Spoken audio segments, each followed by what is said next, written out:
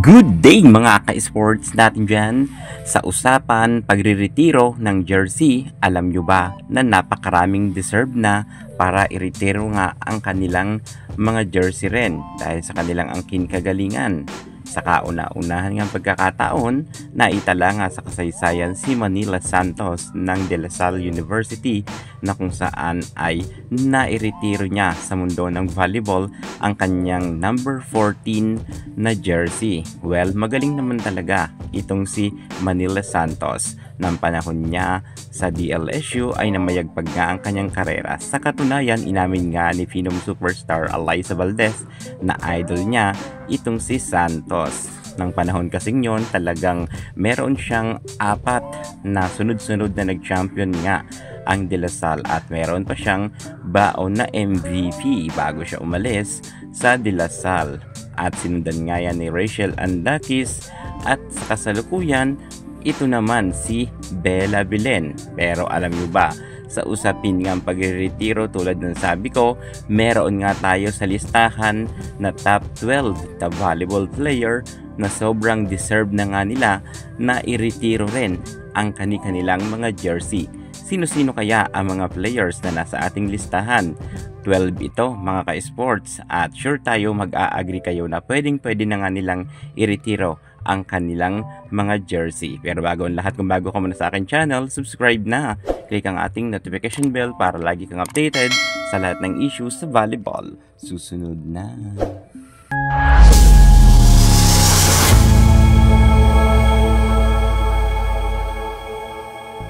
Top 12 na volleyball player na pwedeng-pwede nang iretiro ang kanilang mga jersey. Sino-sino kaya ito?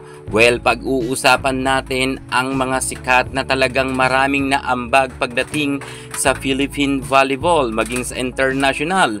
Number 12, Brian Vagunas. Pagdating sa men's volleyball, talagang itong si Brian Vagunas ay angat na angat nga ang kanyang jersey. Sa panahon niya sa collegiate ay number 1 at daladala niya ito hanggang sa pro at kahit sa international ay numero 1 pa rin ang kanyang daladalang number.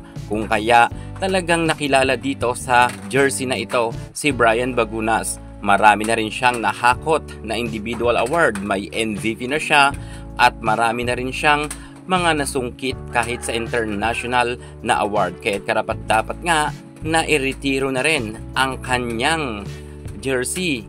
Well, patunay lamang to na napakagaling ni Brian Vagunas. Kahit sa international ay talagang kilalang kilala na ang kanyang pangalan.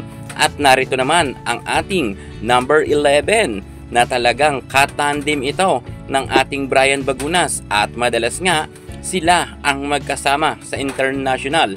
Walang iba kundi ang ating napakagwapo na si Mark Espejo. Ang kanyang jersey naman ng nasa Ateneo Blue Eagles siya ay number 15 at hanggang sa kasalukuyan ay number 15 pa rin naman ang kanyang numero sa kanyang jersey. Well, kung pag-uusapan naman sa angkin kagalingan ay hindi papahuli dyan si Mark Espejo kung kaya nga madalas siyang kunin ng ibang bansa bilang import at pagdating nga sa Pilipinas, marami na rin siyang nahakot na awards katulad nga ni Brian Vagunas. Ang dalawang players na ito ay kahanga-hanga nga sapagkat hindi lang sa Pilipinas, malaki ang kanilang naiambag sa larangan ng volleyball maging sa international kung kaya sana ay iretiro na rin ang kanilang jersey. Number 10, Alyssa Solomon. Ang kanya naman jersey ay number 12 pagdating nga dito sa Pilipinas. Ngayon ay meron na ngang bulong-bulungan na maglalaro daw di umano ito sa Team Japan. Sa totoo lang, deserved ni Alyssa Solomon na iretiro ang kanyang jersey sapagkat nasa collegiate pa lang siya pero humahakot na siya ng award maging sa international.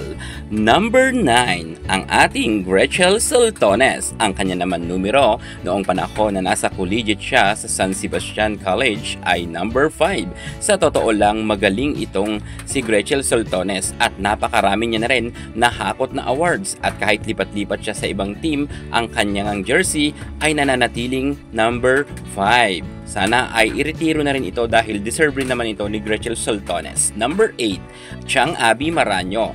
Kung tutuusin, si Abby Maraño ang nagpasikat sa team ng Ateneo Blue Eagles. Kung hindi sa team ni Abby Maraño, talagang hindi naman makikilala dito ang ibang mga taga-Atenista dahil ang De La Salle noon ang isa sa mga pinakamahigpit na kalaban ng Ateneo. Aragalang, dapat na rin na iretiro ang kanyang jersey. Katulad nga ni Chang Abby Maraño ay talagang sila ang nagpasikat sa team nila Alyssa Valdez dahil nga sila ang pinaka mahigpit na kakompetensya ng kapanahunan nila ng collegiate. Number 6, Myla Pablo. Malaki rin ang naiambag ni Myla Pablo pagdating sa NU Bulldogs at sa kauna-unahan nga na pagkakataon ay talagang siya ang nag-shine pagdating sa NU ng panahon na yon. Sobrang lalakas ng ibang team pero si Myla Pablo ay inilalaban niya ang kanyang team. Jaja Santiago, karapat-dapat na rin na iretiro ang kanyang jersey sapagkat ito ngang si Jaja, hindi lang dito sa Pilipinas, maging sa international ay talagang namamayagpag ang kanyang karera. Sana talaga ang kanyang numero 3 dito sa NU Bulldogs ay iniretiro na rin. Deserve na deserve yan ng ating Jaja Santiago. Walang duda na talagang si Aiza Maiso Puntillas rin ay isa sa masasabi natin na legend pagdating nga sa USD. Nang kapanahunan niya talagang namayagpag nga ang kanyang karera at napakarami na rin na nilipatan niyang team. Ang numero 8 ay nasa kanya nga yan. Sana ay iretiro niya na rin itong kanyang jersey sa USD. Number 3, Chi Saet. Bagamat si Chi Saet ay numero 5 ng kapanahunan niya sa De La Salle, sa kasalukuyan naman ay 17 na ang kanyang jersey na number. Alam nyo ba na sobrang galing ni Chi Saet at siya nga ang isa sa mga pinakamaedad na players, kaya bilang respeto sana ay iretiro na rin ang kanyang jersey. Akalain nyo kahit nasa 40s na itong si Chi Saet ay nakikipagpukpukan pa rin sa loob ng court. Number 2, Gia Morado de Guzman. Ang kanyang numero 12 naman pagdating sa Ateneo Blue Eagle ng kapanahunan ay sobrang namayagpag rin. Sobrang dami niya ng nahakot rin na awards.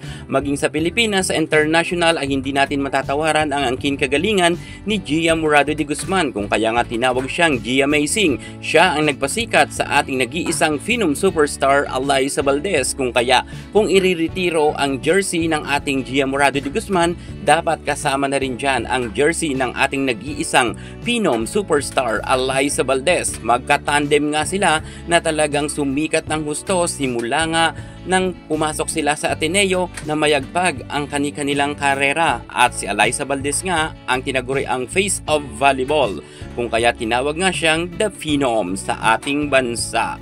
So ibig sabihin, itong mga nabanggit natin na mga players ay talagang 100% karapat-dapat na nga sila na bigyan rin ng pagpupugay at dapat ay iretiro na rin ang kanilang mga jersey. Ano sa tingin nyo mga ka-sports? Karapat-dapat ba na iretiro na rin ang mga jersey nila Alyssa Valdez, Gia Morado de Guzman, Chi Saet, Aiza Maiso Puntillas, Jaja Santiago, Myla Pablo, Aragalang, Abby Maraño, Gretchen Soltones, Alyssa Solomon, Brian Bagunas at Mark Espejo? Kung sa tingin nyo ay karapat-dapat, comment naman kayo dyan sa baba. Yan muna ang pinaka-latest natin sa mundo ng volleyball. At para hindi ka mahuli sa lahat ng issue pagdating sa larangan sa volleyball, ano pang hinihintay mo? Subscribe na. Thank you so much. God bless.